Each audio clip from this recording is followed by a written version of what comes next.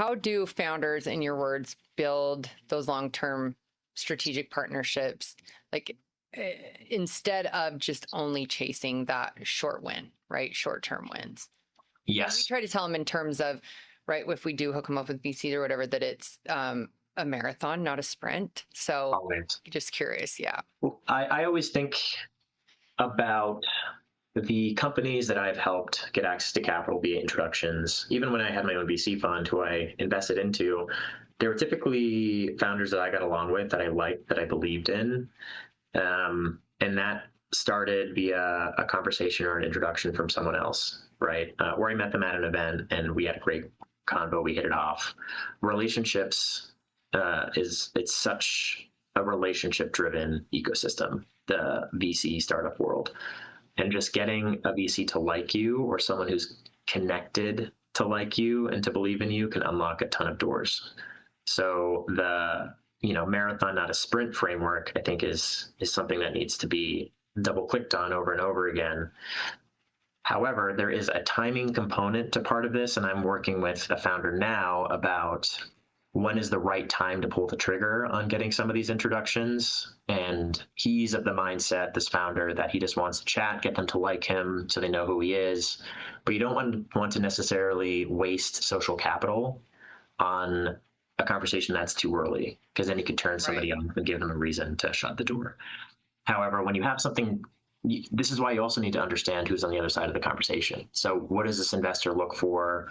What do they like personally? I hate to tell folks, but like kind of LinkedIn stock people, see what they're posting, what they're liking, what are their like dislikes, and have a conversation outside of your company, meaning, what are they interested in? What does their fund do? Like, what trends are you seeing, VC XYZ? And really kind of pique their interest in other ways to build that relationship. The other thing I'll mention here that I used to work closely on, and when I ran an accelerator, was founders who had dream VCs. If they were going after, any of the really big specialized VC firms for their Series A, Series B, how can you map out via other investors to get to that VC? So who do they co-invest with, and then who do they co-invest with that will be an easier play for you to get access to? So if you invest Interesting. into early stage fund for your pre-seed, if you're able to convince this fund that then co-invests with a VC fund at the seed level, and then that they co-invest with your dream VC at Series A or Series B, that's a good way, because they oftentimes syndicate deals, right? All of these VCs are sending each other their best deals.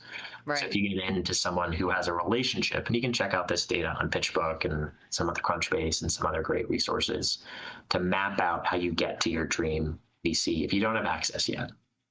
And we used to we would put these visual maps together for founders in order to figure out like what other institutional investors they needed to get access to finally get their dream investor, which is kind of a fun exercise. But it works out.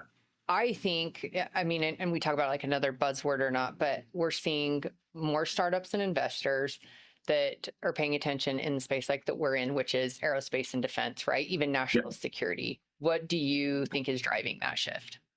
It's I think a broader ecosystem movement, but it's funny. I got into national security and defense about 5 years ago, and it was very non-transparent, kind of underground. There were investor networks that would like meet in the dark of night to discuss national security and defense deals. Yeah.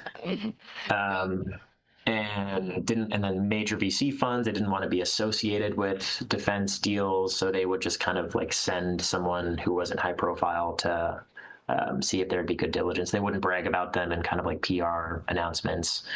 But they were happening. But now, I think with an alignment of industry, geopolitical implication, or whatever's happening in the geopolitical stage, and politicos who are involved now in like the tech and innovation sector in DC and at the state level, it's kind of a perfect time for national security and defense to finally come out of the shadows.